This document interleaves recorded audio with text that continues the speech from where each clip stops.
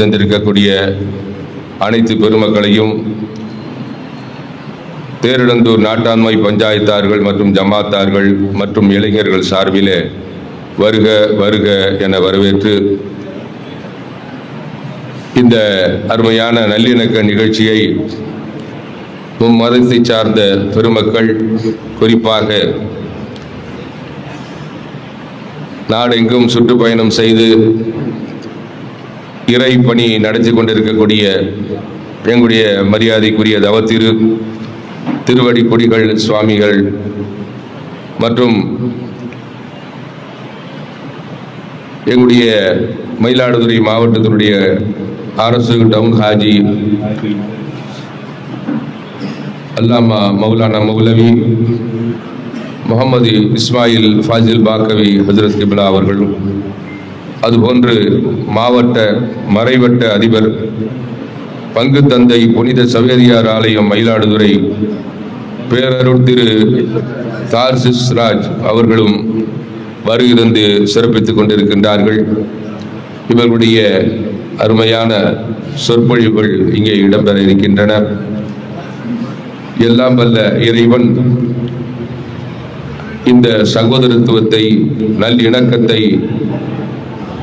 நீடித்து எப்பொழுதும் சுமூகமான சந்தோஷகரமான ஒருவருக்கொருவர் அன்பு பாராட்டி மகிழக்கூடிய நிகழ்வை எந்நாளும் எந்நேரமும் நடைபெறுவதற்கு எல்லாம் வல்ல இறைவன் நல்லொருள் புரிவானாக என்று பிரார்த்தித்தவனாக 30 நாட்கள் நோன்பினை நோற்று வந்திடும் பலனாய் ஒப்பிட முடியா பாவங்கள் யாவும் அற்றன இதனால் 30 நாட்கள் நோன்பினை நோற்று வந்ததன் பலனாய் ஒப்பிட முடியா பாவங்கள் யாவும் அற்றன இதனால் தப்பினை கொய்தே தர்மங்கள் செய்து செப்பிடும் நாமம் மழையென பொய்து வாழ்த்து கூறிட வரும் இந்த பெருநாள் வந்து போகுமே ஒரு நாள். வாழ்த்து கூறிட வரும் இந்த பெருநாள் வந்து போகுமே ஒரு நாள். ஆண்டுக்கு ஆண்டு வருகின்ற பெருநாள், ஆண்டவன் அருளை தருகின்ற திருநாள். மாண்புடன் நோன்பு நோற்றவர் எல்லாம் அன்புடன் ஊறிய கூலியை பெறுகின்ற திருநாள். வாரி வழங்கவே வரும் இன்ப பெருநாள் வந்து போகுமே ஒரு நாள். வாரி வழங்கவே வரும் இன்ப பெருநாள் வந்து போகுமே ஒரு நாள். இந்த சந்தோஷத்தை பகிர்ந்து கொள்ள வேண்டும் என்பதற்காகத்தான் இந்த அருமையான ஈத் மிலாத் நிகழ்ச்சியை முதலாக இங்கே நமது ஊர் பெருமக்கள் ஒன்று கூடி இந்த நிகழ்ச்சி ஏற்பாடு செய்திருக்கின்றார்கள். எனவேதான் இந்த நிகழ்வின் மூலமாக சமுதாயத்தின் ஒற்றுமையை காட்டக்கூடிய அளவாகவும் நம்ம ஒற்றுமையை அடிக்கடி நிலைப்படுத்தக்கூடிய ஒரு அருமையான நிகழ்வாக நடத்த வேண்டும் என்பதற்காகத்தான் இந்த நிகழ்வை எல்லா தரப்பு மக்களையும், எல்லா சமூகத்திலே சேர்ந்தவர்களையும், எல்லா துறையை சார்ந்தவர்களையும் இங்கே ஒன்றிணைத்து இந்த நிகழ்ச்சியை சிறப்பாக நடத்த வேண்டும் என்று எல்லா ஏற்பாடும் செய்யப்பட்டிருக்கிறது. இப்பொழுது நம்முடைய அன்பு சகோதரர் முகமது ரஃபீக் அவர்கள் வரவேற்புரை வழங்குமாறு அன்புடன் கேட்டுக்கொள்கிறோம். அவருடைய வரவேற்புரைக்கு பிறகு தொடர்ந்து சொற்பொழிவாளர்கள் சொற்பொழிவாற்ற இருக்கின்றார்கள். குறித்த நேரத்திலே காலத்தின் கட்டாயத்தின் காரணமாக இதுவரை 4 மணி 3:30 மணி என்றெல்லாம் இதுவரை தொடங்கியதே இல்லை ஒரு வரலாறு. இது நேரத்தின் அருமை கருதியும் பல நிகழ்வுகள் நடந்து கொண்டிருக்கின்றன நமது ஊரிலே என்பதற்காக அதற்கெல்லாம் இடையூறு இல்லாமல் சிறப்பாக இந்த நிகழ்ச்சியை நடத்த வேண்டும் என்ற காரணத்தினால் சிறிது நேரம் தாமதப்படுத்தினாலும் இந்த நிகழ்வை சிறப்பாக நடத்தி முடிக்க வேண்டும் என்ற காரணத்தினால் வந்திருக்கக்கூடிய விருந்தினர்களும் நல்ல முறையிலே திரும்ப வேண்டும் என்ற காரணத்தினால் இந்த நிகழ்ச்சியை இந்த நேரத்திலே இப்படி நடத்த வேண்டிய ஒரு நிர்பந்தத்துக்குள்ளாக்கப்பட்டிருக்கிறது. எனவே இப்பொழுது நம்மிடையே ரஃபீக் அவர்கள் வரவேற்புரை வழங்குவார்கள். ஏக இறைவனின் சாந்தியும் சமாதானமும் இங்கே குழுமி இருக்கக்கூடிய அனைவரின் மீதும் என்றென்றும் உண்டாகட்டுமாக. இந்த தேரிழந்தூர் ஜமாத்தார்கள் நடத்தும் இதயங்கள் இணையும் சமூக நல்லிணக்க பெருநாள் சந்திப்பு நிகழ்ச்சியை தலைமை தாங்கி நடத்தி கொண்டிருக்கக்கூடிய தேரிழந்தூர் ஜாமியா மஸ்ஜித் நாட்டாண்மை பஞ்சாயத்தார்களுக்கும், முன்னிலை வைத்துக் கொண்டிருக்கக்கூடிய ஜமாத்தார்கள் மற்றும் இளைஞர்களுக்கும், இங்கே சிறப்பு அழைப்பாளர்களாக வந்திருக்கக்கூடிய மௌலானா மௌலவி ஏ முகமது இஸ்மாயில் பாஜில் பாக்கவி, முதல்வர் JMH அரபிக் கல்லூரி, மயிலாடுதுறை மாவட்ட அரசு காஜி, தவத்திரு திருவடிக்குடில் சுவாமிகள் அவர்கள், நிறுவனர் ஜோதிமலை இறைப்பணி திருக்கூட்டம், பேரூர் திரு எஸ் தாசிஸ் ராஜ் அவர்கள், மறைவட்ட அதிபர் பங்கு தந்தை புனித சவேரியர் ஆலயம் மயிலாடுதுறை, மற்றும் இங்கே வருகை தந்திருக்கக்கூடிய அனைத்து தொப்புள் கொடி உறவுகளான அனைத்து சமுதாய தோழமைகளையும் மற்றும் ஜமாத்தார்களையும் இந்த நிகழ்ச்சிக்கு வருக வருக என வரவேற்கிறோம். தேரிழந்தூர் பெரிய பள்ளியினுடைய தலைமை இமாம் முகமது தாகா மக்தூமி ஹசரத் அவர்கள் இப்பொழுது துவக்க உரை தொடங்குவார்கள். நிகரற்ற அன்புடையவனுமாகிய எல்லாம் வல்ல இறைவனின் அன்பும் அருளும் இதயங்களை இணைக்கும் சமூக நல்லிணக்க பெருநாள் சந்திப்பு நிகழ்ச்சியில் ஒன்று கூடியிருக்கக்கூடிய நம் எல்லோரின் மீதும் நிகழட்டுமாக. ஆமீன். அன்பானவர்களே, நாம் வாழ்ந்து கொண்டிருக்கக்கூடிய இந்த உலகத்திலே தனி மனிதனாக நம்முடைய வாழ்க்கை சக்கரத்தை சுழற்றுதல் என்பது அது இயலாத ஒரு காரியம். தமிழிலே ஒரு பழமொழி சொல்லப்படுவதுண்டு, தனி மரம் தோப்பாக ஆகாது. ஒரு வாழை மரம் இருக்கிறது, வெறுமனே அந்த மரம் மட்டும் அதை தோப்பு என்று நாம் சொல்ல மாட்டோம். அதோடு சேர்ந்து பல்வேறு விதமான மரங்கள் அங்கே ஒருங்கே அமைய பெறுகிற போது அதை தோட்டம் என்று சொல்கிறோம், தோப்பு என்று சொல்கிறோம். அதே போன்றுதான் நாம் வாழ்ந்து கொண்டிருக்கக்கூடிய இந்த தேசத்திலே பல் சமயங்களை பின்பற்றுகிற, பல மதங்களை பின்பற்றுகிற, பல மொழிகளை பேசுகிற, பல்வேறு சிந்தனைகளை சித்தாந்தங்களை கொண்டுள்ள மக்களோடு நாம் ஒன்றி வாழ்ந்து கொண்டிருக்கிறோம். இந்த தேசத்திலே நாம் வாழ்கிற போது நமக்கு மத்தியிலே ஒற்றுமை என்பது மிக முக்கியமான ஒரு அம்சமாக இருக்கிறது. இது ஒன்றும் புதிய செய்தி அல்ல. இந்த இஸ்லாத்தினுடைய வழிகாட்டியாக அனுப்பி வைக்கப்பட்ட இறை தூதர் அவர்களினுடைய வாழ்க்கை வரலாறுகளை நாம் எடுத்து பார்க்கிற போது அவர்களுடைய வாழ்க்கையினுடைய பெரும்பாலான மிக முக்கியமான நேரங்களில் சகோதர சமயத்தவர்களோடு, அவர்களுடைய உதவிகளோடு அவர்கள் நடந்த செய்திகள் வரலாற்றிலே நாம் பார்க்கிறோம். முஹம்மது நபி ஸல்லல்லாஹு அலைஹி வஸல்லம் அவர்கள் ஹிரா குகையிலே அமர்ந்து இறை தியானத்திலே ஈடுபட்டிருந்தார்கள். தனிமையிலே இருந்தபோது முதலாக அங்கே இறை வசனங்கள் ஜிப்ரீல் அவர்களின் மூலமாக கொண்டு வரப்பட்டது. நபி அவர்களுக்கு புரியவில்லை, அவர்கள் யார் என்பதை தெரியவில்லை. அதுவரை அப்படி ஒரு அனுபவம் அவர்களுக்கு இல்லை. பதறிக்கொண்டு வீட்டிற்கு வந்தபோது ஹதீஜா அவர்கள் அவர்களுடைய உறவினர்களான வரக்கத் இப்னு நௌஃபல் இடத்திலே சென்று செய்தியை சொன்னபோது, உங்களின் கணவர் இறுதி இறை தூதர் என்பதற்கான அத்தாட்சி இதுதான் என்று சொன்னார்கள். வரக்கத் இப்னு நௌஃபல் அவர்கள் கிறிஸ்தவ சமயத்தை சார்ந்தவர்கள் என்பதை இந்த இடத்திலே நாம் கவனத்தில் கொள்ள கடமைப்பட்டிருக்கிறோம். நபி அவர்களுக்கு சகோதர சமயத்தை சார்ந்த வரக்கத் இப்னு நௌஃபல் என்கிற கிறிஸ்தவ சமயத்தை சார்ந்த அந்த மாபெரும் அறிஞர் தான் நீங்கள் தான் இறுதி இறை தூதர், எங்கள் வேதங்களில் சொல்லப்பட்ட இறுதி இறை தூதர் என்பதற்கு நீங்கள் தான் என்பதை அங்கே அவர்களுக்கு அறிமுகப்படுத்தியவர்கள் வரக்கத் இப்னு நௌஃபல் அவர்கள். அவர்கள் கிறிஸ்தவ சமயத்தை சார்ந்தவர்கள் என்பதை நாம் கவனத்தில் கொள்ள கடமைப்பட்டிருக்கிறோம்.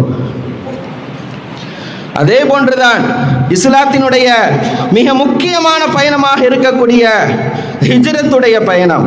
அபூபக்கர் சித்திக் ரலியல்லாஹு தஆலா அவர்களும் நபி அவர்களும் மதீனாவை நோக்கி பயணம் செல்கிறார்கள். மதீனாவை நோக்கி அந்த பயணம் என்பது புதிய பயணமாக இல்லை என்றாலும் கூட மிக நெருக்கடியான ஒரு பயணம். எதிரிகள் சுற்றி வளைத்து தேடிக் கொண்டிருக்கிறார்கள். எதிரிகளுடைய கண்களிலே படாமல் நாம் செல்ல வேண்டும் என்பதற்காக அங்கே ஒருவர் உதவி செய்தார். தைலமி என்று அவருக்கு பெயர். அந்த தைலமி என்பவர் இறைவனை அப்போது ஏற்கவில்லை. அந்த சகோதர சமயத்தை சார்ந்த அந்த மனிதர் தான் நபி அவர்களையும் அபூபக்கர் சித்திக் ரலியல்லாஹு தஆலா அவர்களையும் எதிரிகளுடைய கண்களிலே படாமல் மதீனா நகருக்கு கொண்டு போய் சேர்த்த அந்த பெருமை, அந்த மிகப்பெரிய உதவி அந்த சகோதர சமயத்தை சார்ந்த அந்த தைலமி அவர்களோடு நபி அவர்களுடைய நட்பு அங்கே தொடர்கிறது. வரலாறிலே நாம் பார்க்கிறோம். மதீனாவை நெருங்கிவிட்டார்கள். மதீனாவிற்குள் நபி அவர்கள் வரப்போகிறார்கள் என்பதை அங்கே தன் தலையிலே கட்டியிருந்த தலைப்பாகையை அவிழ்த்து கொடியாக அசைத்து மாநபியின் வருகை மதீனா நகருக்குள் வருவது நெருங்கிவிட்டது என்பதை அந்த மதீனா மக்களுக்கு அறிவித்தவர் யூத மதத்தை, யூத சமூகத்தை சார்ந்த ஒரு சகோதர சமயத்தவர் என்பதை வரலாற்றினுடைய வழிநெடுகிலும் நாம் பார்க்கிறோம். இந்த மூன்று செய்திகளும், இந்த மூன்று நிகழ்வுகளும் இஸ்லாத்தினுடைய மிக முக்கியமான நிகழ்ச்சி, மிக முக்கியமான வரலாறு. இந்த மூன்றிலும் கிறிஸ்தவ சமயத்தை சார்ந்த, இறைவனை ஏற்காத இறைமறுப்பில் உள்ள அந்த சமயத்தை சார்ந்த, அதே போன்று யூத மதத்தை சார்ந்த, யூத சமூகத்தை சார்ந்த அத்தனை பேருடைய உதவிகளும் அங்கே நபி அவர்களுக்கு இருந்தது என்று சொன்னால் அங்கே நாம் அதைத்தான் நினைவு கூற கடமைப்பட்டிருக்கிறோம். நபி ஸல்லல்லாஹு அலைஹி வஸல்லம் அவர்களுடைய அந்த வாழ்க்கை முறைகள் அத்தனையும் நாம் எடுத்து பார்த்தால் சகோதர சமயத்தவர்களோடு அத்தனை பேரிடத்திலும் அவர்கள் நட்புறவாடிய அவர்களுடைய அந்த உறவு முறைகளை நாம் கவனித்து பார்க்கிற போது நமக்கு புரிய வருகிற செய்தி, இந்த உலகத்திலே தனிமரம் தோப்பாக ஆக முடியாது. பல மதங்களை, பல சமயங்களை பின்பற்றுகிற இந்த தேசத்தில் நாம் எல்லோருடனும் இணைந்து வாழ வேண்டும் என்பதை நபியினுடைய இந்த மூன்று செய்திகளும் நமக்கு எடுத்து காட்டுகிறது. மதீனாவிற்கு வந்து விட்டார்கள். மதீனா நகருக்குள்ளே வசித்துக் கொண்டிருந்த போது யூத சமூகத்தாரிடத்திலே ஒப்பந்தம் செய்தார்கள். பல்சமய மக்காவும் மதீனாவும் நபியினுடைய கண்ட்ரோலிலே இருக்கிறது, நபியினுடைய ஆட்சி பொறுப்பிலே இருக்கிறது. இருப்பினும் அங்கே இருந்த எல்லா சமயத்தை சார்ந்த மக்களுக்கும் சம உரிமையை அங்கே வழங்கினார்கள். அந்த ஒப்பந்தத்திலே தான் அத்தனையும் பேசப்பட்டது. இங்கு இருப்பவர்கள் எளியவர்கள், வறியவர்கள், பலமானவர்கள், பலகீனமானவர்களை துன்புறுத்தக்கூடாது. எல்லா விஷயங்களும் எல்லோரும் சரிசமமாக நடத்தப்பட வேண்டும். பிற மதத்தவர்களுடைய ஆலயங்களை நாம் பாதுகாக்க வேண்டும் என்ற ஒப்பந்தம் அங்கே செய்யப்பட்டது. அது மட்டுமல்ல, ஹிஜ்ரி 9வது ஆண்டிலே நஜ்ரான் நாட்டிலே இருந்து மதீனாவிற்கு நபி அவர்களை சந்திப்பதற்காக ஒரு குழு ஒன்று வருகிறது. அங்கே வந்தவர்களில் பெரும்பான்மையானவர்கள் யூத சமூகத்தை சார்ந்தவர்களாக இருந்தார்கள். நபியை சந்தித்தார்கள். இறுதி நபி என்று கேள்விப்பட்டு அவர்களை வந்து பார்த்தார்கள், பேசினார்கள், உரையாடினார்கள். உரையாடுகிற அந்த நேரத்திலே அவர்கள் சமயத்தை சார்ந்த வணக்கங்களை செய்ய வேண்டிய நேரம் ஏற்பட்டது. நபியிடத்திலே சொன்னபோது அந்த மதீனா நகரத்திலே மதீனத்து பள்ளியினுடைய ஒரு ஓரத்திலே அவர்களுடைய சமயத்தினுடைய வணக்க வழிபாடுகளை நிறைவேற்றுவதற்கான அந்த உரிமையை, அதற்கான ஏற்பாடுகளை நபிகள் ஸல்லல்லாஹு அலைஹி வஸல்லம் அவர்கள் செய்து கொடுத்தார்கள் என்கிற செய்தியும் வரலாறிலே நாம் பார்க்கிற போது, வாழுகிற காலங்களில் எல்லாம் எல்லாம் சகோதர சமயத்தவர்களோடு நபி அவர்கள் வைத்திருந்த நட்பு, அன்பு, கருணை அத்தனையும் இன்றைக்கு நாம் பின்பற்றி நம்முடைய இதயங்களில் ஒருவருக்கொருவர் நாம் ஒற்றுமையாக வாழ்ந்து கொண்டிருக்கிறோம். இந்த சம்பவங்களை எல்லாம் நினைவு கூறுவதற்கான ஒரு நிகழ்வாகத்தான் இங்கே இந்த நிகழ்ச்சி ஏற்பாடு செய்யப்பட்டிருக்கிறது. எல்லாம் வல்ல இறைவன் இவ்வளவு நாட்களாக நம் இதயங்கள் இணைந்துதான் இருந்து கொண்டிருக்கிறது. இன்னும் அந்த இணைப்பிலே அதிகமான ஒரு பற்றுதல் ஏற்பட வேண்டும் என்பதற்கான ஒரு சந்திப்பு தான் இந்த பெருநாள் சந்திப்பாக ஏற்பாடு செய்யப்பட்டிருக்கிறது. எல்லாம் வல்ல இறைவன் இந்த நிகழ்ச்சியை கபூல் செய்வானாக. இந்த நிகழ்ச்சிக்காக வருகை தந்திருக்கக்கூடிய நம் எல்லோருடைய உள்ளங்களையும் இதுவரை இருப்பதை விட எதிர்காலங்களில் அதிகமான இணைப்போடு இணைந்து நாம் எல்லா சூழ்நிலைகளையும் செயல்படக்கூடிய நல்ல சூழ்நிலையை நமக்கும் நம்முடைய சந்ததிகளுக்கும் ஏற்படுத்தி தருவானாக என்று கூறி எனதுடைய உரையை நிறைவு செய்கிறேன். அஸ்ஸலாமு அலைக்கும் வரஹ்மத்துல்லாஹி வபரகாத்துஹு. அஸ்ஸலாமு வரஹ்மத்துல்லாஹி வபரகாத்துஹு. அல்ஹம்துலில்லாஹ். சிறப்பான ஒரு துவக்க உரை. நபிகளுடைய காலத்தில் நல்லிணக்கத்துக்கு எடுத்துக்காட்டாக ஒரு சம்பவம் நடந்தது. பெருமானார் நபிகள் நாயகத்துடைய இடத்திலே ஒருவர் கடன் பெற்றிருந்தார். அந்த நேரத்தில் அவர் கடுமையாக நடந்து கொண்ட பொழுது அவரை உமர் ரலியல்லாஹு தஆலா அன்ஹு அவர்கள், கலீஃபா அவர்கள் ஒரு வார்த்தை கூடுதலாக சொல்லிவிட்டார். யூதனே, அவரிடம் கையை எடுத்து விடு என்று ஒரு வார்த்தை சொன்னார்கள். உடனே நபி அவர்கள் கண்டித்து, நாம் கொடுக்க வேண்டிய பணத்தை விட கூடுதலாக நீங்கள் கொடுக்க வேண்டும் என்ற உத்தரவை பிறப்பித்தார்கள். நம்முடைய இந்த சரித்திரத்தை ஹஜ்ரத் அவர்கள் சொல்வார்கள். அந்த யூதன் என்ற பெயரை சொன்னதின் காரணமாக நபிகள் கண்டனத்தோடு மேற்கொண்டு சில திரகங்களை, தினார்களை கொடுத்து அதை கஃபாராவாக, அதற்கு பகரமாக அந்த சொல்லுக்கு ஈடாக கொடுக்க வேண்டும் என்று கட்டளையிட்டார்கள் என்று சொன்னால், எந்த அளவுக்கு மத நல்லிணக்கத்தையும் மனித நேயத்தையும் வாழ்ந்து காட்டினார்கள் என் பெருமானார் அவர்கள். அதைத்தான் இன்று உலகம் கண்டுகொண்டிருக்கிறது. இந்த அருமையான இந்த விழாவிலே அதை பற்றி தான் ஒவ்வொருவரும் பகிர்ந்து கொண்டிருக்கின்றதற்காகத்தான் இந்த நிகழ்வு. அடுத்தபடியாக அருமை சகோதரர் பாவலர் மு ஜானகிராமன் அவர்கள் நம்மிடையே ஒரு 5 நிமிடம் உரையாற்றுவார்கள். கம்பர் கழகத்தை சார்ந்த மண்ணின் மைந்தர் அருமை சகோதரர் மு ஜானகிராமன் அவர்கள். அனைவருக்கும் வணக்கம். நம்முடைய பகுதி ஒரு வரலாற்று முக்கியத்துவம் வாய்ந்தது. கிட்டத்தட்ட 1000 ஆண்டுகளுக்கு முன்பாகவே தமிழின் அடையாளமாக விளங்குகின்ற கம்பரை நமது மண் பிறப்பிடமாக கொண்டது. தமிழ் வரலாற்றில் மாபெரும் இலக்கிய அடையாளங்களாக சொல்ல வேண்டும் என்றால் கவி சக்கரவர்த்தி கம்பரையும் திருவள்ளுவரையும் தான் சொல்லுவார்கள். அவர்கள் எழுதிய காப்பியங்கள் தனி ஒருவர்களுக்கு என்று இல்லாமல் அத்துணை மனிதர்களுக்கும், இந்த உலகத்தில் உள்ள அத்துணை மாந்தர்களும் ஏற்றுக்கொள்வது போன்ற ஒரு ஆகச் சிறந்த நீதி நெறி நூல்களாகும். தவறுகளை எப்படி களைந்து வாழ வேண்டும், நேர்மறை எண்ணங்களை எப்படி வளர்த்து கொள்ள வேண்டும், அறம் பொருள் இன்பம் என்று வாழ்வின் ஒவ்வொரு வயதிலும் நீங்கள் சாதிக்க வேண்டிய அத்துணை விடயங்களையும் அந்த இலக்கிய முன்னோடிகள் தந்துள்ள ஒரு தொல்லியம் சார்ந்த ஒரு சமூகத்தில் மாபெரும் அடையாளமாக தமிழ் மண்ணின் ஒரு பிறப்பாக நம்முடைய தேரெழுந்தூர் மண் விளங்குகின்றது. அப்படிப்பட்ட அந்த அவதார தலத்தில் அவர் வாழ்ந்த காலத்திலேயே நமது மண்ணை சேர்ந்த வேலிலி என்ற பெண் சோழன் ஒருவனின் மனைவியாக இந்த பகுதியின் மாப்பிள்ளையாக சோழன் வந்த பிறகு அழுந்தூரை தலைநகராக கொண்டு சில 100 ஆண்டுகள் ஆட்சி செய்ததாக வரலாறு இருக்கின்றது. இப்படி சரித்திர முக்கியத்துவம் வாய்ந்த ஒரு பகுதியில் அத்துணை மனிதர்களும் மத ஜாதி வேறுபாடு இன்றி கிட்டத்தட்ட எப்போதும் ஒற்றுமையாகவே சிறு சிறு விஷயங்களிலும் விட்டு கொடுத்து நாம் வாழ்ந்து கொண்டிருக்கின்றோம். பல்வேறு உதாரணங்களை இந்த பகுதியிலேயே நம்மால் சொல்ல முடியும். கிட்டத்தட்ட 100 ஆண்டுகளாக நம்ம எல்லாம் இணைக்கின்ற ஒரு புள்ளியாக கல்வி, விளையாட்டு, தொழில், நம் மண்ணோடு சார்ந்து பழகுதல், வெளிநாடுகளுக்கு சென்று வருதல் என்று எந்த ரூபத்தில் நாம் இங்கே வாழ்ந்தாலும் ஒருவரை ஒருவர் மத வேறுபாடு இன்றி சார்ந்துதான் வாழ்ந்து கொண்டிருக்கின்றோம்.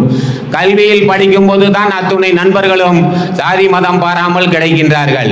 ஒரு விளையாட்டு நிகழ்வில் அணி சார்ந்து விளையாடும் போது பார்த்தீர்கள் என்றால் சமூகத்தின் அத்தனை தரப்பில் உள்ள அத்துணை பேரும் அந்த விளையாட்டு நிகழ்வில் விளையாண்டிருக்கிறார்கள். இங்கே பார்த்தீர்கள் என்றால் 80-90 வயதை கடந்தவர்கள்லாம் வந்திருக்கின்றார்கள். கிட்டத்தட்ட கட்டபேட்டை ஆடின காலத்திலேருந்து நமது ஊர்ல பால் பேட்மிண்டன் கொடி கட்டி பறந்த நாள்லேருந்து பஷீர் அண்ணன் மாரி இந்திய அளவுல உலக அளவுல வாலிபால்ல வெற்றி கோடி நாட்டியவங்க இருந்த ஊர்ல கிரிக்கெட், கபடி மாபெரும் வீரர்களை, விளையாட்டின் அடையாளங்களை உருவாக்கிய ஒரு ஒற்றுமை மிகுந்த மண் இது. இந்த மண்ணில் இது போன்ற நிகழ்வுகள் முன்னெடுக்கப்பட வேண்டும். நாம் வெளிப்படையாகவும் தனிப்பட்ட முறையில் இல்லாமல், தொழில் நலம் சார்ந்து மட்டும் இல்லாமல் பொதுவாகவும் ஒருவரை ஒருவர் சார்ந்திருக்கின்ற, ஒருவரோடு ஒருவர் இன்பமாகவும் அன்பாகவும் பயந்து ஒருவருக்கொருவர் இணைந்து வாழ்கின்ற ஒரு இந்த உலகமயமாக்கல் சூழ்நிலையில் இது போன்ற நிகழ்வுகள் முக்கிய தேவையாகின்றது. நாம் அரசு அலுவலகங்களை அண்டி செல்லும் போது நமது ஊருக்கென்று பெரிதாக எந்த குறையும் இல்லாத அளவுக்கு இதற்கு முன்ன பார்த்தீங்கன்னா எந்த மாதிரி ஒரு கேஸோ வேற ஏதோ ஒரு பிரச்சனைகளோ இல்லாத ஒரு நல்லிணக்கம் சூழ்ந்த சமத்துவம் செழித்து வளர்கின்ற ஒரு பகுதியாகத்தான் இந்த பகுதி இன்றும் இருந்து வருகிறது. இது என்றும் எடுத்து செல்ல வேண்டியது நாம் அத்துணை பேருடைய கடமை. மேடையில் வந்திருக்கின்ற அத்துணை மதத்தை சேர்ந்த ஆன்றோர் பெருமக்களும் எதிரிலே திரளாக கலந்து கொண்டிருக்கின்ற இந்த பகுதியின் அடையாளங்களாக வாழ்ந்து கொண்டிருக்கின்ற 3 தலைமுறையை சேர்ந்த சொந்தங்களும் இதை அத்தனையும் நாம் உணர்ந்திருக்கின்றோம். அதுபடியே நாம் நடந்திருக்கின்றோம். பல்வேறு மத வழிபாட்டு தலங்கள் நமது பகுதியில் விரவி கிடக்கின்றது. இன்னும் சொல்ல போனால் இந்த காவிரி படுகையில் சோழ தேசத்தில் கோயில்களும் பள்ளிவாசல்களும் தேவாலயங்களும் எந்த பகுதிக்கு போனாலும் உங்கள் கண்ணில் பட்டுக்கொண்டே இருக்கின்ற அளவுக்கு ஒன்றோடு ஒன்று இணைந்து ஊடாடி கொண்டிருக்கின்ற ஒரு மத நல்லிணக்கம் மிக்க பகுதி. நம்முடைய பகுதியில் பெரிதாக தொழில் வளம் இல்லை, கொங்கு மண்டலத்தை போல பொருளாதார வளங்கள் இல்லை. ஆனால் இந்த தமிழ் ஊரும் நல்லுலகுக்கு 3 வேளை உணவில் 2 வேளையை உற்பத்தி செய்கின்ற அளவுக்கு இந்த காவிரி படுகை நம்முடைய உணவாதாரத்தை வாழ்வியலாக கொண்டு வந்திருக்கின்றது. உணவாதாரத்தை வாழ்வியலாக கொண்டிருக்கின்ற காரணத்தினாலேயே நமக்கு அதற்கான உற்பத்தி செலவுக்கான விலைகள் கிடைப்பதில்லை. நம்முடைய காவிரி படுகையின் பொருளாதார வலிமை குறைவாகத்தான் இருக்கின்றது. ஆனால் மனது ரீதியாக சொல்ல போனால் நாம் இந்த சமூகத்திற்கு சாப்பிடுகின்ற உணவை தடையில்லாமல் லாப நோக்கில்லாமல் உற்பத்தி செய்து தருகின்றோம் என்ற ஒரு அங்கீகாரம் நமக்கு இருக்கின்றது. என்னுடைய நண்பர் ஒருவர் சொன்னார், தமிழ்நாட்டில் தனித்தனியா மாவட்டங்களை பிரித்து பார்த்தா கோயம்புத்தூர் மாதிரி சென்னை மாதிரி இருக்கிற தொழில் வளம் மிக்க மாவட்டங்களில் தனிநபர் வருமானம் உங்க பகுதியோட பல மடங்கு கூட இருக்கும் அப்படின்னு சொன்னாரு. நான் சாதாரணமா சொன்னேன், உங்க பகுதியில பொருளாதாரம் வலிமையாக இருக்கலாம், உணவாதாரம் வாழ்வாதாரத்தை தருகின்ற உணவை உற்பத்தி செய்கின்ற ஒரு மாபெரும் சமவெளி பகுதியாக கிட்டத்தட்ட 5-6 மாவட்டங்களில் பரவி கிடக்கின்ற இந்த காவிரி படுகையின் உணவு உற்பத்தி தான் தமிழகத்தின் உணவு தேவையில் 3/2 பங்கை தருகின்றது என்பது நமக்கெல்லாம் பெருமை. ஆனால் அதனாலே நம்முடைய பொருளாதார வலிமை குறைவாக இருக்கின்றது. பொருளாதாரத்தில் நாம் குறைந்திருந்தாலும் மனத்திலும் தைரியத்திலும் ஒருவரோடு ஒருவர் விட்டு கொடுப்பதிலும் சமத்துவமாக பயணிப்பதிலும் நாம் சாதித்திருக்கின்றோம் என்பதை சொல்லி இந்த நிகழ்வை சிறப்பாக ஏற்பாடு செய்துள்ள அத்துணை சொந்தங்களுக்கும் இந்த மண்ணின் சார்பாக நன்றியை தெரிவித்து வந்திருக்கின்ற அத்துணை நல்ல உள்ளங்களையும் வாழ்த்தி வணங்கி விடைபெறுகின்றேன். நன்றி, வணக்கம். அருமையான வாழ்த்துறை வழங்கிய அருமை சகோதரர் பாவலர் மு. சாணிகிராமன் அவர்களுக்கு நன்றி. அதனைத் தொடர்ந்து இராணுவ அதிகாரியாக பணியாற்றி ஓய்வு பெற்றிருக்கக்கூடிய இந்த நிகழ்ச்சிக்கு சிறப்பு விருந்தினராக வந்திருக்கக்கூடிய ஜார்ஜ் பெர்னாண்டஸ் ஐயா அவர்களை ஒரு 5 நிமிடம் பேசுமாறு அன்போடு அழைக்கிறேன். இந்த மாலை வேளையில் இங்கு திரளாக வந்திருக்கின்ற இந்த ஊர் அனைத்து மதங்களையும் சேர்ந்த பெரியோர்களே, இங்கு நம் மேடையில் வீற்றிருக்கின்ற அனைத்து சமயங்களை சேர்ந்த சான்றோர் பெருமக்களே மற்றும் வந்திருக்கின்ற அனைவருக்கும் என்னுடைய பணிவான வணக்கத்தை தெரிவித்துக் கொள்கிறேன். நான் இராணுவத்தில் பணிபுரிந்து பிறகு வருவாய்த்துறையில் பணிபுரிந்து ஓய்வு பெற்றுள்ள ஒருவன். என்னுடைய வயது 61 நடக்கின்றது. என்னுடைய வாழ்க்கையிலே இது மாதிரி ஒரு நிகழ்வினை நான் பார்த்ததில்லை. அப்படியாப்பட்ட இந்த நிகழ்வை நடத்தி கொண்டிருக்கின்ற தேழந்துரை சேர்ந்த அன்பு சகோதரர்கள், ஜமாத்தார்கள் அத்துணை பேருக்கும் முதலில் என்னுடைய இந்த வணக்கத்தை தெரிந்து கொள்கிறேன். இது மாதிரி ஒவ்வொரு ஊரிலும் நடக்க வேண்டும். சாதி மதம் பாராமல் நம் ஊரில் திரு ஜானகிராமன் சார் சொன்னது போல அத்துணை பேரும் விளையாட்டிலும் மற்ற தொழிலிலும் ஒன்றுபட்டு நடக்கின்ற ஒரு பெரிய பெருமைக்குரிய ஊரில் பிறந்ததாக எண்ணி பெருமை கொள்கிறேன். எனவே நாம் இனிவரும் காலங்களில் எந்த மதமும் பார்க்காமல் ஒரு ஏழையாக இருந்தால் அவருக்கு உதவ வேண்டும். பக்கத்து வீட்டார் பசியோடு இருக்கையில் நாம் உணவு உண்ணல் ஆகாது என்று பெருமான் இறைவன் பெருமான் கூறியிருக்கின்றார். அதன் போல அந்த நல்லிணக்கத்தையும் ஒரு கன்னத்தில் அறைந்தால் மறு கன்னத்தை காட்ட வேண்டும். எவ்வளவு பெரிய தவறு செய்தாலும் மன்னிக்கின்ற மனப்பான்மை கொண்டிருக்க வேண்டும் என்று கூறிய இயேசு பெருமானார் வாழ்க்கையையும், இந்த உலகில் நாம் என்ன கொண்டு வந்தோம், நாம் இறக்கும் போது நாம் என்ன கொண்டு செல்ல, எனவே இங்கு இருப்பதெல்லாம் நிரந்தரம் அல்ல, ஒரு தற்காலிகமானது இந்த வாழ்க்கை. எனவே நம் வாழ்கின்ற இந்த காலத்தில் ஒவ்வொருவருக்கொருவர் அன்பு செய்து உதவி செய்து, அன்பு பாசம் இரக்கம் அத்தனையும் ஒருவருக்கு ஒருவர் செய்து உதவி செய்து வாழ வேண்டும் என்று இந்த அற்புதமான தருணத்திலே கேட்டுக்கொண்டு வந்திருக்கின்ற முப்பெரும் சான்றோர்களையும் வணங்கி இந்த இறுதியாக தேரந்தூர் ஜமாத்தார் அத்துணை பேர்களுக்கும் நன்றி கூறி விடைபெறுகிறேன். வணக்கம். நன்றி ஐயா அவர்களுக்கு. பக்கத்து வீட்டுக்காரர் பசித்திருக்க தான் மட்டும் உண்பவன் என்னை சார்ந்தவன் அல்ல என்று நபிகள் நாயகம் அவர்கள் சொன்னார்கள். உண்மைதான். பக்கத்து வீட்டுக்காரர் இந்துன்னு சொல்ல, பக்கத்து வீட்டுக்காரர் கிறிஸ்தவன்னு சொல்ல, பக்கத்து வீட்டுக்காரர் அவ்வளவுதான். யாராக இருந்தாலும் சரி, நீங்கள் தானுக்கு தானே உண்டு கொடுப்பவன் என்னை சார்ந்தவன் அல்ல என்று பெருமானார் நபிகள் சொன்னதை அழகான முறையில் அவர்கள் எடுத்து சொன்னார்கள்.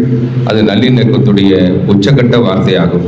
அடுத்தபடியாக நம்முடைய கோரி நாட்டு பெரிய பள்ளியுடைய தலைமை இமாமும் எங்கள் பாசத்திற்குரிய ஹசரத் கிபிலா அப்துல் காதர் தாவூதி ஹசரத் அவர்கள் இப்பொழுது நம்மிடையே வாழ்த்துரை வழங்குவார். அஸ்ஸலாமு அலைக்கும் வரஹ்மத்துல்லாஹி வபரகாத்துஹு. அல்ஹம்துலில்லாஹி ரப்பில் ஆலமீன் வஸ்ஸலாத்து வஸ்ஸலாமு அலா அஷ்ரஃபில் அன்பியாஇல் முர்ஸலீன் ஹபீபி ரப்பில் ஆலமீன் வ காத்தமின் நபியின் சய்யிதினா மௌலானா முஹம்மதின் ஸல்லல்லாஹு அலைஹி வஸல்லம் அப்துஹு வ ரசூலுஹு அம்மா பஅத். قال الله سبحانه وتعالى في القرآن العظيم يا أيها الناس إنا خلقناكم من ذكر وأنثى وجعلناكم شعوبا وقبائل لتعارفوا إن أكرمكم عند الله أتقاكم. وقال نبينا عليه الصلاة والسلام المسلم من سلم المسلمون من لسانه ويده أو كما قال عليه الصلاة والسلام.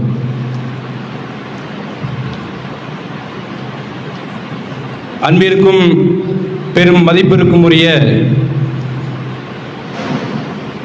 இந்த ஈது மிலான் இதயங்களை இணைக்கக்கூடிய சமூக நல்லிணக்க பெருநாள் சந்திப்பு நிகழ்வை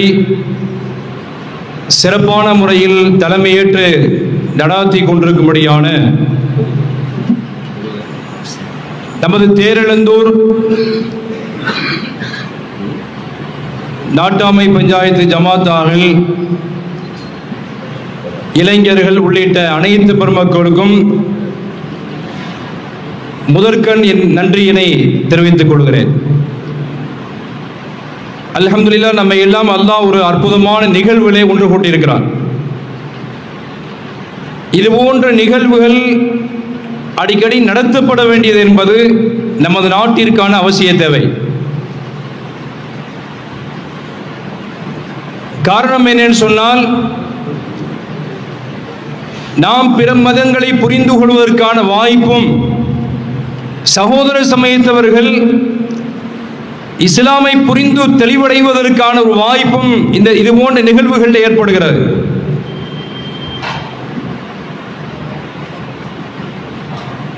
பொதுவாக ஒரு கடையிலே ஒரு பொருளை நாம் வாங்குகிறோம். ஏசி மாதிரியான, ஒரு ஃப்ரிட்ஜ் மாதிரியான ஒரு பொருளை வாங்குவோமையானால் அதற்கு ஒரு கேட்லாக் கொடுக்குறாங்க. நம்மெல்லாம் அறிந்திருக்கிறோம். வழிகாட்டல் புத்தகம் அது. அதை படித்து பார்த்து இப்படித்தான் அதை பயன்படுத்த வேண்டும் என்பதை அந்த வழிகாட்டல் புத்தகம் அது சொல்லும். நம்ம இஷ்டத்துக்கு அதை பயன்படுத்தினால் நமக்கு அது பிரயோஜனம் தராது. ஒருத்தர் ஏசியை வாங்கி தன்னுடைய வீட்டிலே மாட்டி வச்சிருக்கிறார். ஃபேனை 1ஆம் நம்பரில் வச்சா மெதுவாக ஓடும், 2ல் வச்சா அதை விட கொஞ்சம் வேகமாக ஓடும், 3, 4 அதிக வேகம் பிடிக்க வேண்டுமேனால் அவர் 7ல் வைக்கணும். ஆனால் ஏசியில் இந்த சிஸ்டமே நேர் எதிர்மறையானது. அந்த நம்பரை குறைக்கத்தான் கொஞ்சம் குழுகுழுப்பு அதிகமாக இருக்கும். ஃபேனு மாடலில் அவர் அந்த ரிமோட் கண்ட்ரோலை பயன்படுத்துவாரேனால் அவருக்கு வெப்பம் தான் மிச்சமாக இருக்கும். தன் இஷ்டத்துக்கு எதை பயன்படுத்தினாலும் அந்த பொருளிலிருந்து நம்ம பயன்பெற முடியாது. எனவே ஒரு உலகத்திலே விற்பனை செய்யப்படும்படியான இது போன்ற விலை மதிப்பான பொருள்களுக்கே வழிகாட்டல் புத்தகம் கேட்லாக் வழங்கப்படுகிறது. அப்படியானால் இந்த பொருள்களை எல்லாம் விட தாண்டிய உயர்ந்த அந்தஸ்தை பெற்ற மனிதன்தான் முதன்மைத்துவமானவன். மனிதர்களுக்காகத்தான் அனைத்தும் இந்த உலகத்திலே படைக்கப்பட்டிருக்கிறது. அத்துன்யா குலிகத் லக்கும் அன்தும் குலிகுத்தும் லில் ஆகிரா. நபிகள் பெருமானார் சொன்னார்கள், இந்த உலகத்தில் உள்ள அனைத்தும் மனிதர்களே உங்களுக்காக படைக்கப்பட்டிருக்கிறது, உங்களுடைய நன்மைக்காக என்று எம்பெருமானார் ஸல்லல்லாஹு அலைஹி வஸல்லம் சொன்னார்கள். அப்படியானால் மனிதர்களுக்கென்று வழிகாட்டல் வேண்டும் தானே? அதை நாம் எந்த பொருளை விலை கொடுத்து வாங்கினோமோ அந்த பொருள்களுக்கு வழிகாட்டல் மட்டுமல்லாமல் வீட்டில் ஒருத்தர் சொல்லிக் கொடுப்பார், இப்படித்தான் ஏசியை நீங்க பயன்படுத்தணும், இப்படித்தான் வாஷிங் மிஷினை பயன்படுத்தணும் என்று தன் இஷ்டத்துக்கு பயன்படுத்தி விட்டால் அந்த பொருள்கள் எல்லாம் அது சிதறி போய்விடுகிற காட்சியை பார்க்கிறோம். அது நமக்கு பயனை தர முடியாது. இதே போன்று இதெல்லாம் தாண்டிய பயனுள்ளவன் தான் மனிதன். மனிதனுக்கு நிச்சயமாக வழிகாட்டி வேணும். அந்த உன்னதமான வழிகாட்டி தான் அண்ணல் பெருமானார் ஸல்லல்லாஹு அலைஹி வஸல்லம். ஒவ்வொரு மதத்திற்கும் ஒரு சிலர்கள் பல்வேறு தலைவர்கள் வழிகாட்டிகளாக இருக்கிறார்கள். ஆனால் உலகத்திற்கே சிறந்த வழிகாட்டியாக எம்பெருமானார் ஸல்லல்லாஹு அலைஹி வஸல்லம் அவனுடைய வாழ்க்கை பட்டுவர்த்தனமாக திறந்த புத்தகமாக இருக்கிறது. ஒரு மனிதன் பிறந்ததிலிருந்து அவன் இந்த உலகத்தை விட்டும் விடைபெறுகிற வரைக்கும் அவன் மனிதனாக புனிதனாக எப்படி வாழ வேண்டும் என்கிற நெறிமுறைகளை வகுத்து கொடுத்தவர்கள் எம்பெருமானார் ஸல்லல்லாஹு அலைஹி வஸல்லம். எப்படி தூங்கணும், பெருமானாருடைய வழிகாட்டலே அற்புதமான நெறிகள் இருக்கிறது. எப்படி நீங்க சாப்பிடணும் பெருமானார் சொல்லிக் கொடுத்தார்கள். உங்களுடைய ஆடை உடுத்துதல் எப்படி இருக்க வேண்டும் பெருமானார் கற்றுக் கொடுத்தார்கள். அண்டை வீட்டோடு எப்படி இருக்க வேண்டும் அதை சொல்லிக் கொடுத்தார்கள். நீங்க மீசதாடி எப்படி வச்சுக்கணும் பெருமானார் சொல்லிக் கொடுத்தார்கள். பாக பிரிவினை எப்படி பிரிக்கணும் அண்ணல் பெருமானார் கற்றுக் கொடுத்தார்கள். எப்படி வியாபாரம் செய்ய வேண்டும் பெருமானார் சொல்லிக் கொடுத்தார்கள். இந்த தீனுல் இஸ்லாத்திலே மனிதர்களுக்கான அனைத்து வழிகாட்டலும் சொல்லப்பட்டிருக்கிறது. அல் குர்ஆன் சொல்லித் தருகிறது. அந்த பொருள்களுக்கு எப்படி கேட்லாக் இருக்கிறதோ அல்லாஹ் தஆலா மனித குலத்துக்கு 2 கேட்லாக்கை கொடுத்திருக்கிறான். அதுதான் ஒன்று அல் குர்ஆன், இன்னொன்று அண்ணல் பெருமானார் ஸல்லல்லாஹு அலைஹி வஸல்லம் வாழ்க்கையினுடைய வழிமுறை நெறிமுறையாக இருக்கிறது. கத் ஜாஅக்கும் மினல்லாஹி நூருன் வ கிதாபும் முபீன். அல்லாஹ் உங்களுக்கு 2 வழிகாட்டலை தந்திருக்கிறான். ஒன்று இருளை விளக்கி ஒளியான பெருமானார் ஸல்லல்லாஹு அலைஹி வஸல்லம், இன்னொன்று அல் குர்ஆன். குர்ஆன் என்பது ஏட்டு வழிகாட்டல், இன்னொன்று வாழ்க்கையினுடைய தத்துவத்தை சொல்லிக் கொடுத்த எம்பெருமானார் ஸல்லல்லாஹு அலைஹி வஸல்லம் என்பதை குர்ஆன் நமக்கு சொல்லித் தருகிறது. அன்பிற்குரிய அல்லாஹ்வின் நல்லடியார்களே, அன்று ஒரு நாள் அண்ணல் பெருமான ஸல்லல்லாஹு அலைஹி வஸல்லுடைய அந்த திருச்சபை ஒரு இறந்தவருடைய பிரேதம் ஒன்று கொண்டு வரப்படுகிறது. இறந்து போய்விட்ட ஒரு சகோதரருடைய பிரேதம் மையத்து ஒன்று கொண்டு வரப்படுகிறது. அந்த சவத்தை கொண்டு போறாங்க. மக்கள் எல்லாம் அவரை பார்த்து சில விஷயங்கள் பேசுகிறார்கள். நபிகள் நாயகம் ஸல்லல்லாஹு அலைஹி வஸல்லம் என்றைக்கும் இந்த வார்த்தையை வெளிப்படுத்தாத பெருமானார் அன்றைக்கு சொன்னார்கள், வஜபத், அதற்கு கன்ஃபார்ம் ஆகிவிட்டதுன்னு சொன்னாங்க, அது உறுதியாகிவிட்டதுன்னு சொன்னாங்க. இன்னொரு ஜனாசா கொண்டு செல்லப்பட்டது. இரண்டாவதாக அந்த ஜனாசாவை பார்த்தும் அந்த மையத்தை பார்த்தும் அண்ணல் பெருமானார் ஸல்லல்லாஹு அலைஹி வஸல்லம் வஜபத், அதற்கு கன்ஃபார்ம் ஆகிவிட்டது, உறுதியாகிவிட்டதுன்னு சொன்னார்கள். அந்த நபியினுடைய தோழர்களுக்கு, சஹாபாக்களுக்கு ஒண்ணுமே புரியல. நபி ஸல்லல்லாஹு அலைஹி வஸல்லம் இதுக்கு முன்னாடி இப்படிப்பட்ட வார்த்தையை சொன்னதே இல்லையே, இந்த மையத்து கொண்டு வரப்பட்டதற்காக இப்படி வார்த்தையை சொல்கிறார்களே, அப்படின்னா என்ன, ஒன்றும் புரியல. அந்த மையத்து நல்ல விதமாக அடக்கம் செய்யப்பட்ட பின்னாலே இந்த வஜபத்திற்கான கன்ஃபார்ம் அப்படின்ற நாயகமே தாங்கள் சொன்னீர்களே, அதற்கான காரணம் என்ன அப்படின்னு கேட்டாங்க. நபிகள் பெருமானார் ஸல்லல்லாஹு அலைஹி வஸல்லம் கூறினார்கள், முதல்ல ஒரு ஜனாசா சுமந்து செல்லப்பட்டது. மக்கள் எல்லாம் அவரை பிரியாவிடை கொடுத்து கண்ணீரோடு அவரை வழி அனுப்பி வச்சாங்க. இப்படிப்பட்ட நல்ல மனிதர் இந்த தெருவிலே அவர் வாழ்ந்திருந்தார், இவரை கொண்டு இந்த சமுதாயம் அடைந்திருக்கும்படியான பலன் எண்ணற்றது. அவரை இழந்து வாடுகிற நாங்கள் இதற்கு மேலே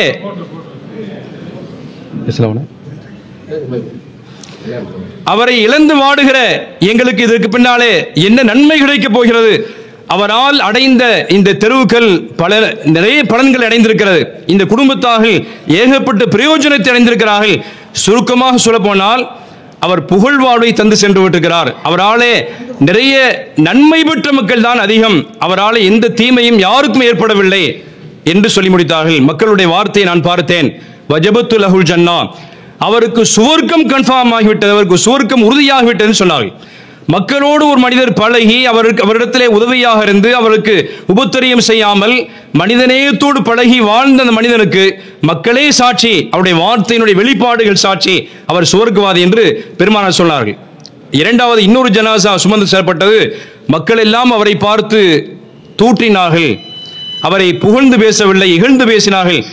போய் தொலைஞ்சாண்டா, இந்த தெருவே இனிமேல் தான் நிம்மதி, இனிமேல் தான் நமக்கு நிம்மதியான வாழ்வு, இவர் இருக்கிற வரைக்கும் யாருக்குமே எந்த நிம்மதியும் இல்லை அப்படின்னு மக்கள் பேசினார்கள்.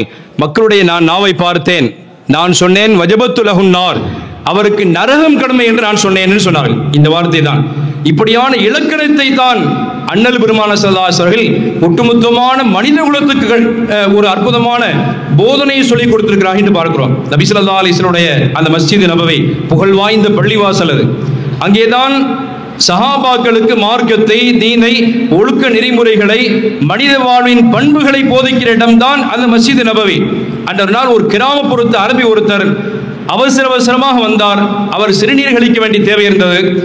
அந்த மஸ்ஜித் நபவி புகழ் வாய்ந்த பள்ளிவாசலுக்குள்ளாலே நுழைந்த அந்த கிராமப்புறத்து அரபி யாரிடத்திலையும் அனுமதி கேட்காமல் சடார் என்று தொழுகக்கூடிய இடத்தில் என்று அவர் சிறுநீர் கழித்துக் கொண்டிருக்கிறார். அந்த பெருமானார் ஸல்லல்லாஹு அலைஹி வஸல்லம் தோழர்கள் எல்லாம் அவரை அடிக்க பாய்கிறார்கள், அவரை அதட்டுகிறார்கள், நிறுத்து என்று சொல்கிறார்கள். அவருடைய சிறுநீர் கழிப்பதை இடைநிறுத்துவதற்கு முயற்சி செய்கிறார்கள். நபி ஸல்லல்லாஹு அலைஹி வஸல்லம் உடனே தடுத்தார்கள், தஊஹு, அவர் விட்டுருங்கண்டாங்க, முழுமையாக சிறுநீர் கழித்து விடுங்கள். அந்த காட்டரபி இருக்கிறாரே, கிராமப்புறத்து அரபி இருக்கிறாரே, அவர் முழுமையான முறையிலே சிறுநீர் கழித்து முடித்தார்.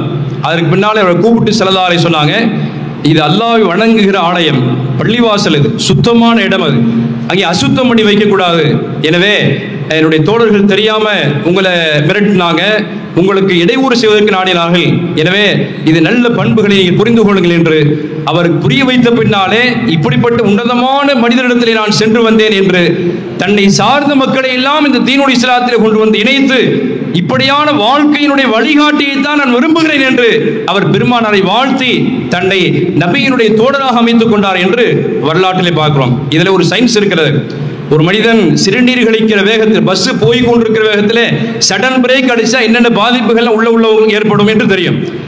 அந்த சிறுநீர் கழித்த காட்டரபியை நபி ஸல்லல்லாஹு அலைஹி வஸல்லம் முழுமையான முறையில் சிறுநீர் கழிக்க விடுங்கண்டாங்க. ஒரு மனிதன் சிறுநீரை அடக்கி வைத்திருப்பதற்கு உடல் ரீதியான நிறைய பாதிப்புகளை உண்டாக்கும் என்பதையும் இந்த சயின்ஸ் சொல்கிறது. நபி ஸல்லல்லாஹு அலைஹி வஸல்லம் அதனால் தான் சொன்னார்கள், முழுசா அவர் சிறுநீர் கழிக்க விடுங்கன்றாங்க. அதுக்கு பின்னாலே அதில் 2 வாளி தண்ணீர் ஊற்றப்பட்டு அந்த இடம் சுத்தப்படுத்தப்பட்டது.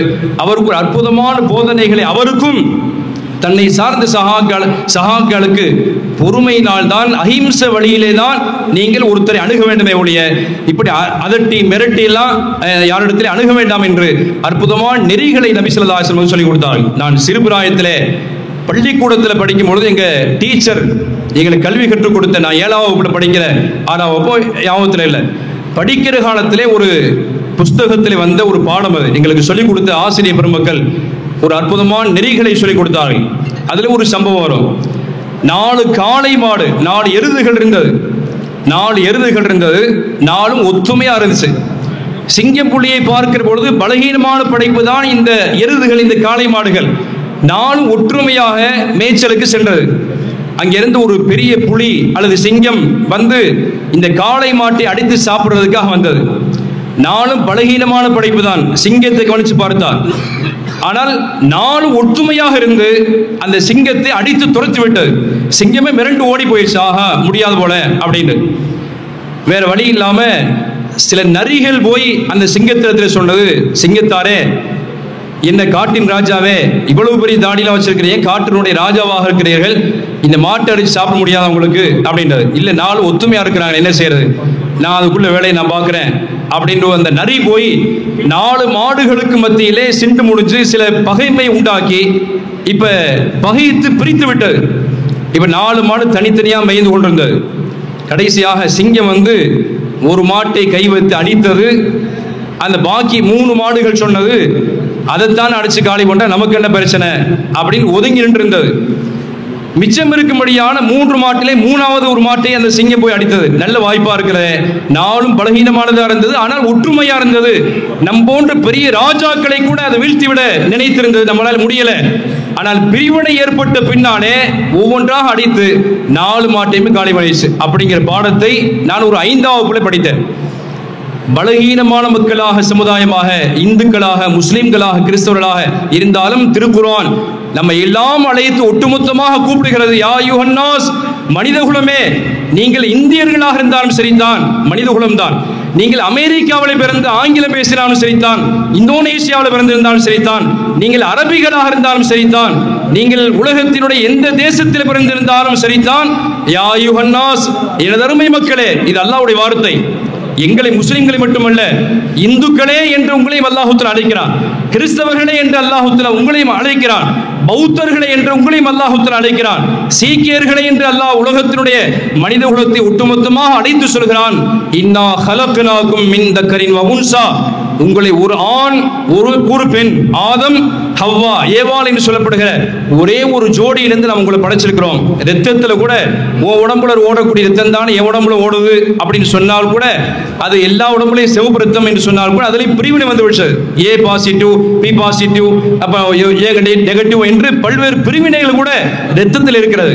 எனவே பிரிவினை இல்லாத வார்த்தை அல்லாஹ் தஆலா சொல்கிறான், மனித குலமே, உங்களை ஒரு தாய் ஒரு தந்தையிலிருந்து படைத்திருக்கிறோம். வஜஅல்நாகும் ஷுஊபன் வ கபாயில லிதஆரஃபு, எல்லா மக்களையும் இந்தியர்களாக ஆக்கியிருக்க முடியும், அனைத்து மக்களை சைனாக்காரனாக ஆக்கியிருக்க முடியும்.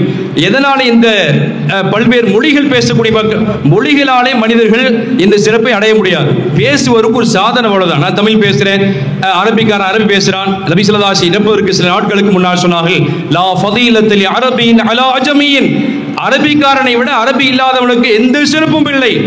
வலா ஃபதீலத்த லி அஜமியின் அலா அரபியின், அதே போன்று அரபி இல்லாத மக்களை விட அரபி பேசுகிற மக்களுக்கு அரபி பேசுறதுனால எந்த சிறப்புமெல்லாம் இல்லை.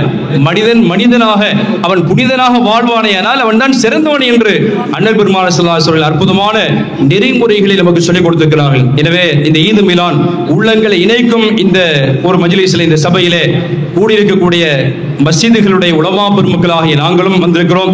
அதே போன்று கண்ணியத்துக்குரிய திருவடிக்குடிகள் இஸ்லாமிய அவர்கள் வந்திருக்கிறார்கள், பேராயர் அவர்கள் வந்திருக்கிறார்கள், அறிஞர் பெருமக்கள் வந்திருக்கிறார்கள், ஆன்றோர்கள் சான்றோர்கள் வந்திருக்கிறார்கள், சகோதர சமயத்து வந்திருக்கிறார்கள். அதே போன்று மாவட்ட ஆட்சித் தலைவர் அவர்கள், அதே போன்று IAS IPS அதிகாரிகள், வழக்கறிஞர் பெருமக்கள் எல்லாம் கூடியிருக்கிற இந்த சபை, இது போன்ற சபைகள் அடிக்கடி நடத்தப்பட்டு நமக்கு மத்தியில் உண்டான ஒற்றுமை உணர்வை நாம் புதுப்பித்துக் கொள்கிற காலம் எல்லாம் எந்த ஒரு தீய சக்திகளால் நம்மை இந்திய தேசத்திலிருந்தோ அல்லது உலகத்தினுடைய தீய சக்திகளோடு நம்மை வெள்ளம் போகிற போக்கிலே அடித்து செல்கிற அப்படியான தீமைகள் இருந்து நாம் பாதுகாக்கப்படுவோம் என்பதை புரிந்து கொண்டு அல்லாஹ் சுப்ஹானஹு வ தஆலா இந்த மஜ்லிஸை கபூல் செய்து இது போன்று பலதரப்பட்ட நிகழ்வுகள் நடைபெறுகிற பாக்கியத்தையும் ஒற்றுமை உணர்வை வெளிப்படுத்தி நாம் அனைவர்களும் ஒரு தாய் மக்களாக இந்துக்கள், முஸ்லிம்கள், கிறிஸ்தவர்கள் அனைவர்களும் நாம் கூட ரமதான் மாதத்தில் அடிக்கடி துஆச்சி பிரார்த்தனை செய்வேன். நோன்பு திறக்கிற வேளையிலே யா அல்லாஹ் இந்திய தேசத்திலே, இந்திய திருநாட்டிலே எப்படி வெள்ளைக்காரனை துரத்துவதற்காக இந்துக்கள், முஸ்லிம்கள், கிறிஸ்தவர்கள் அனைவரும் ஒற்றுமையோடு இருந்து பாடுபட்டோமோ அதுபோன்று சில கொள்ளைக்காரர்களை விரட்டி அடிப்பதற்காக இந்திய தேசத்திலே எங்களுடைய ஒற்றுமை அவசியம். ஒரு தாய் மக்களாக, தொப்புள் குடை உறவாக, அண்ணன் தம்பிகளாக இந்த இந்திய தேசத்திலே வாழ்ந்து கடைசி வரை இந்திய நாட்டுடைய ஒற்றுமை உணர்வை நாம் பிரதிபலிக்கிற நறுபாக்கியத்தை அல்லாஹ் தஆலா தருவானாக. வாஹிரி துஆஇல் அல்ஹம்துலில்லாஹி ரப்பில் ஆலமீன். அஸ்ஸலாமு அலைக்கும் வரஹ்மத்துல்லாஹி வபரகாத்துஹு. ஹஜ்ரத் அவர்கள் நீண்ட நெடிய ஒரு அற்புதமான உரையை தந்தார். தாசிஸ்ராஜ் அவர்கள் மறைவட்ட அதிபர் பங்கு தந்தை புனித சவேரியர் ஆலயம் மயிலாடுதுறை ஐயா அவர்களை அன்போடு வாழ்த்துரை வழங்குமாறு அழைக்கிறோம். பெருமதிப்பிற்கும் பேரன்பிற்கும் உரிய மேடையில் அமர்ந்திருக்கின்ற அனைத்து ஆண்டோர் பெருமக்களையும் சபையோரையும் வணங்கி என்னுடைய சிற்றுரையை தொடங்குகிறேன். அற்புதமான ஒன்று கூடல் என்று இதை சொல்ல வேண்டும். தேரிழந்தோர் ஜமாத்தார்கள் நடத்தும் இதயங்கள் இணையும் சமூக நல்லிணக்க பெருநாள் சந்திப்பு என்று அழைப்பு விடுக்கப்பட்டிருக்கிறது. ஒரு அற்புதமான ஒரு கூடல் இது. ஏனென்றால் இன்றைய காலகட்டத்தில் பல்வேறு விதமான வேறுபாடுகள், பிரிவுகள் என்று சொல்லிக்கொண்டு பல சித்தாந்தங்கள் உலாவி வருகின்ற இந்த வேளையில் நாம் அனைவரும் ஒரு தாய் மக்கள், ஒன்றுபட்டவர்கள், அனைவரும் இணைந்து செயலாற்றக்கூடிய வலிமை படைத்தவர்கள் என்பதை நிரூபிக்கக்கூடிய நாளாக இது அமைந்திருப்பதில் எனக்கு மிகுந்த மகிழ்ச்சி. அதை ஏற்பாடு செய்த தேரிழந்தோர் ஜமாத்தார்களுக்கும் மற்றும் கிராம பஞ்சாயத்து தலைவர்களுடைய மனமார்ந்த நன்றியும் பாராட்டுகளையும் தெரிவித்துக் கொள்கின்றேன்.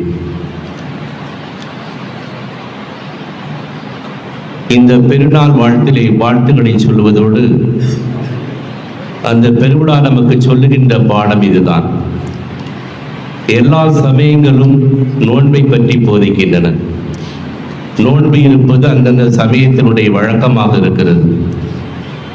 இந்த நோன்புடைய தாற்பயம் என்னவென்றால், அந்த நோன்பானது நாம் நோக்கின்ற பொழுது